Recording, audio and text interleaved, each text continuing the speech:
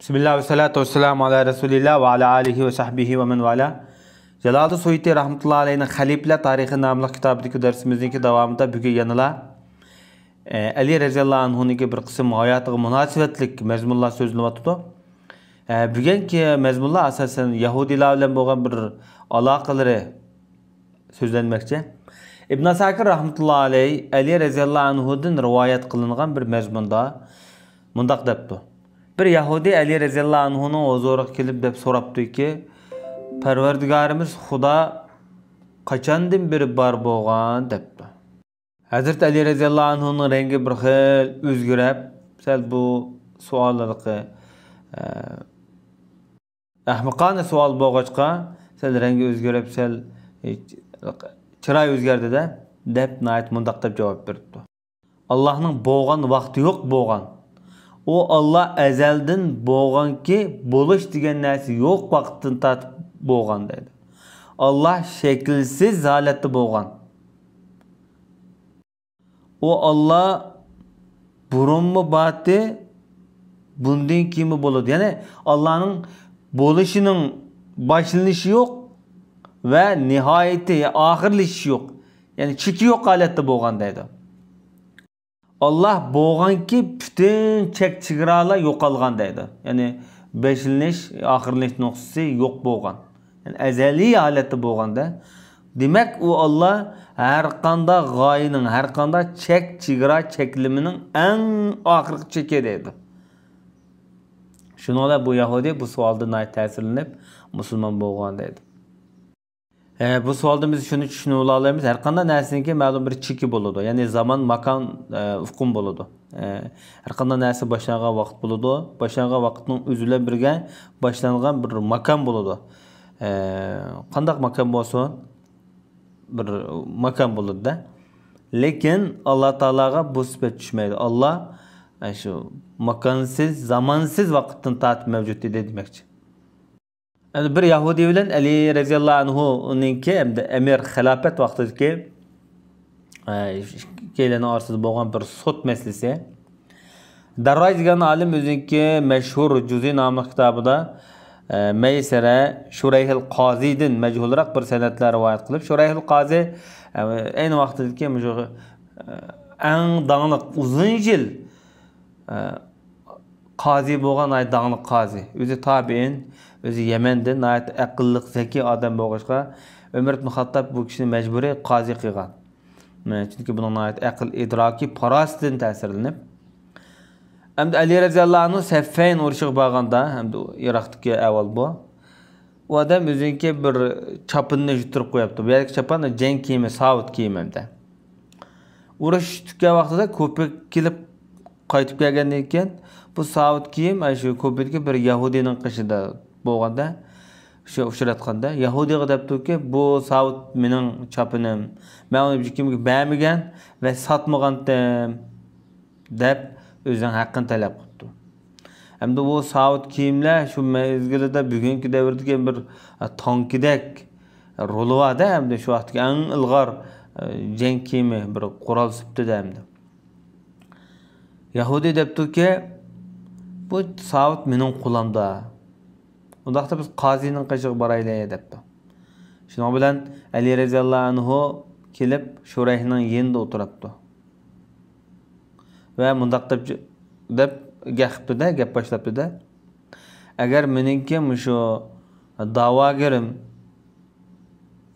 Yahudi bo'lmagan bo'lsa, men uni bilan barobar bir majlisda tepatan o'tirgan bo'lardim. Lekin men payg'ambar sallallohu alayhi vasallamniki Allah ularni xalq qilgan bandalarni sizlarni o'zingizdan to'van ko'ranglar deb shundaq degan deb bundaq rivoyat qilinibdi.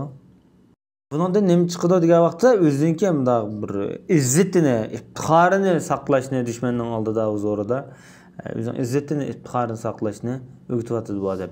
Ham Shurayh debdiki Amirul Mu'minin nima gap qilsizlar degan ekan, men undaq xo'sh deb ma Yahudinin qo'ldagi ma savut kiyimim mening chopinim, mening savut kiyimim buni sotmagan, bunga bermagan degandan keyin Shurayh debdiki Yahudi seninki ko'z qarashing nima, buning qarta nima deysiz? Savut mening Çünkü benim qo'limda dedi. Çünkü mal kimning qo'lida bo'lsa, ayshunga dalil isbot kelgan qadar odamning qo'lidan yulib ag'ilmaydi. Da'vogar cho'qim isbot ko'rsatish kerak. Bu shariatning nizom qonuni. Shurayh debdi qozi hamda. Amirul Mu'minin xalifa sizningki bir dalil isbotlar bormi? Degandan keyin bor debdi.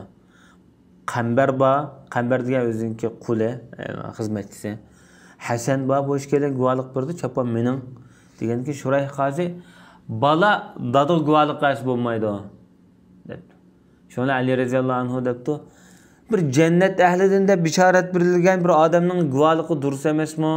Peygamber aleyhissalatu vesselam Hasan ve Hüseyin cennetki yaşlarının hocadari degan peygamberimiz muşu balam muşta bir Resulullah sifatlagan balam şahadetga guvohchi bo'lishga yaramamdi dedi. Hadisi yana bo'lmaydi-da, çünkü balası o şeriat, nizam. O balası bo'lmaydi degandiki bo'lmaydi. Shunda Yahudi bu gapdan aytdi, ta'sirlanib Amirul Mu'minin meni o'zing so'chchisin qishig'i qilib bordi. Lekin bu so'chchisi mening foydamga uning zini hukm qildi. Demak, bu din haqiqatan to'g'ri din ekan. Ashhadu an la ilaha illalloh va ashhadu anna Muhammad rasululloh. Yani iymon etish kelimasi bu. Deb iymon etdi, yani musulmon bo'ladi. Chapan sizning chapaningizda, saat sizning chapaningizda deb qaytirib bergandi. Tuvanlik mazmunda hamda Ali roziyallohu anhu Qur'on Karimdagi ba'zi oyatlarni tafsir qilgan vaqtidagi ko'z qarashlari haqida. Bu odamniki ko'z qarashlari nihoyatda to'liq ko'p bu vaqtda.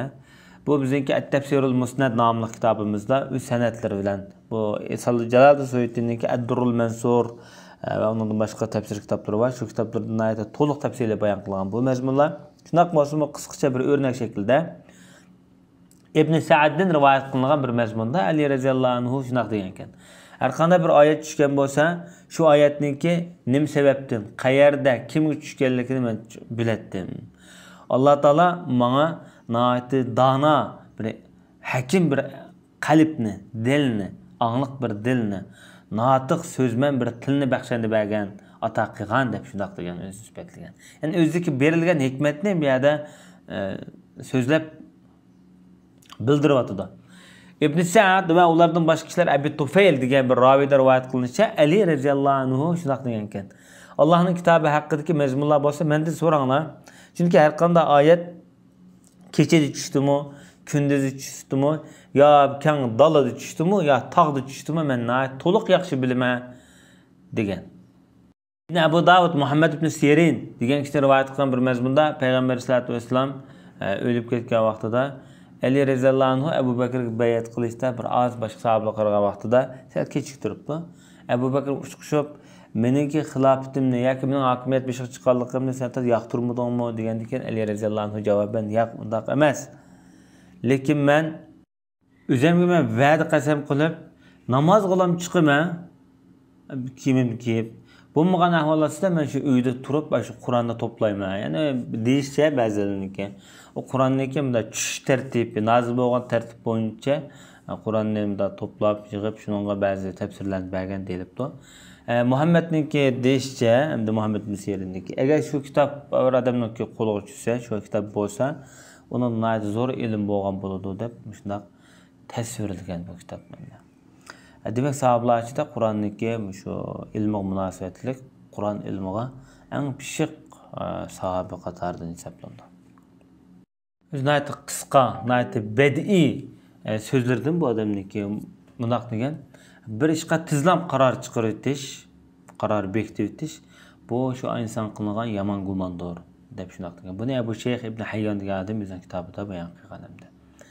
Yomon gumon bu nihoyat cheklangan yomon odatlardan bo'lgan bu mazmunda bu so'zni bayon qilib o'tgan.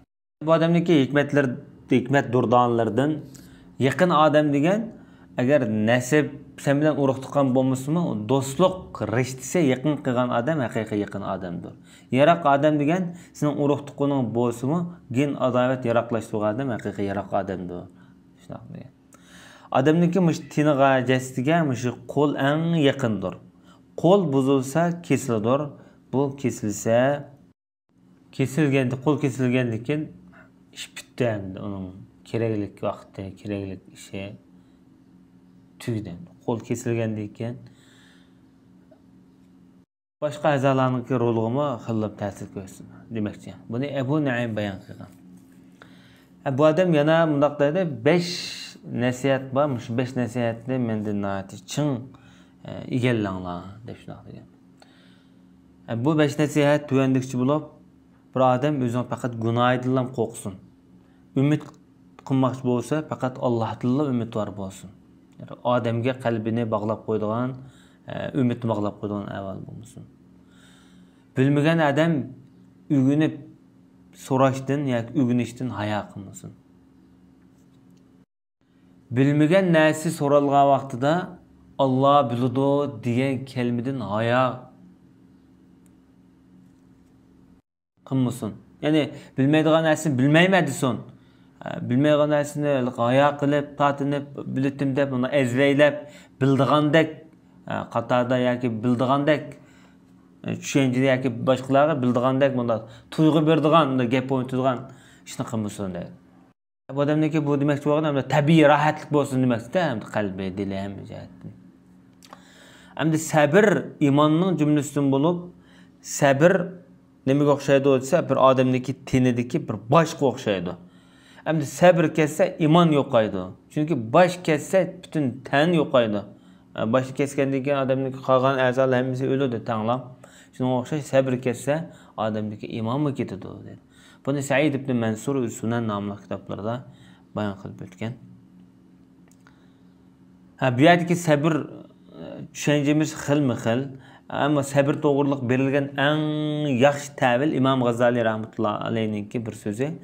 Sabrga nima deb bu odam ta'bir bergan desa, sening sabrni kutmaslikning sabrdir degan Imom G'azali. Sabrni kutmaslikning sabrdir. Ya'ni tirishish, ashundan amal qilish, mushu ya'ni haqiqiy sabrdir. Cho'qim sabr degan gap saqlab tur degan gap emas deb tushuncha bergan. Yana hikmat durdonlardan haqiqiy faqih degan bunda dinni nihoyat yaxshi tushungan odam. Bunda odam Allohning rahmatidan umidsiz bo'lmagan odamni biz haqiqiy faqih deb qaraymiz deb shunday degan. Birisi faqih degan Allohningki Allohga osi bo'lgan gunoh masalalarda boshqalarga yo'l chiqarib bergan odam emas. Yo'l chiqarib bermagan bo'lsa, buni haqiqiy faqih deymiz deydi. Ya'ni biri boshqalarni Allohning azobidan xotirjam qilib qo'ygan odami, ya'ni faqih emas. Cho'qim bu faqih degan Allohning azobidan boshqalarni xotirjam tuyg'uga kelmaydigan odamlar. Ya'ni biri Qur'ondan yuzurib Qur'onni tashlab qo'ygan odammi faqih emas. Yani Qur'onni tashlab qo'ymagan vaqtida ondan bu odam haqiqiy faqih bo'la oladi deydi. Ya'ni bu odam shunaq deganki, ilm yo'q, ibodat yaxshilik yo'q. Tushunmagan ilm yana ilm bo'lmaydi. Hamda Qur'on o'qigan vaqtida uni tushunmasdan, o'ylanmasdan o'qigan o'qishmi, ya'ni o'qish bo'lmaydi degan. Buni Ibn Zarir Fazailul Qur'on nomli kitobida, ya'ni Qur'onning fazilatlari nomli kitoblarda bayon qilib o'tgan. Ali roziyallohu anhu'niki yana muhim so'zlardan bir odam bilmaydigan narsani so'ralgan vaqtida, boshqalar bilmaydigan narsani so'rgan vaqtida, bilmayman, buni Alloh biladi deb javob bersa, bu odamga nihoyat huzur bag'ishlaydigan, ya'ni jigarga sovuq bag'ishlaydi debdi, ya'ni odamga nihoyat huzur bag'ishlaydigan so'z deb shunday tushuntirgan. Zamonimizda shu bilmagan narsaga qalaymagan javob berish orqali nurg'un g'avarchiliklarga, tragediyaga uchrayapmiz. Alloh bizni bu ahvollardan saqlasin. Bu odam yana shunday deydi, boshqalarning bu odamga insof bilan muomala qilishini kutsa bir odam, cho'qim shu boshqalarga o'z nafsiga nimani yaxshi ko'rgan bo'lsa, shuni boshqalarga yaxshi ko'rsin. Shunday vaqtida boshqa kishilar bu odamga insof bilan muomala qiladi deb shunday degan. Bu odam yana bir so'zda 7 xil avval shayton tarafdan bo'ldi debdi. Birinchisi qattiq ochig'i bo'lish, ya'ni ochig'lanish, yoki qattiq tush ko'rish, ondan qattiq esnash, ondan qusush, buni qanash, pichirlash, kusuldash, ondan zikr, Qur'on o'qigan, boshqa mezgillarda uxlab qilish, shular shayton tarafdan bo'ldi. Vallohu a'lam. Sallallohu alayhi va Muhammad va ala alihi va sahbihi ajma'in.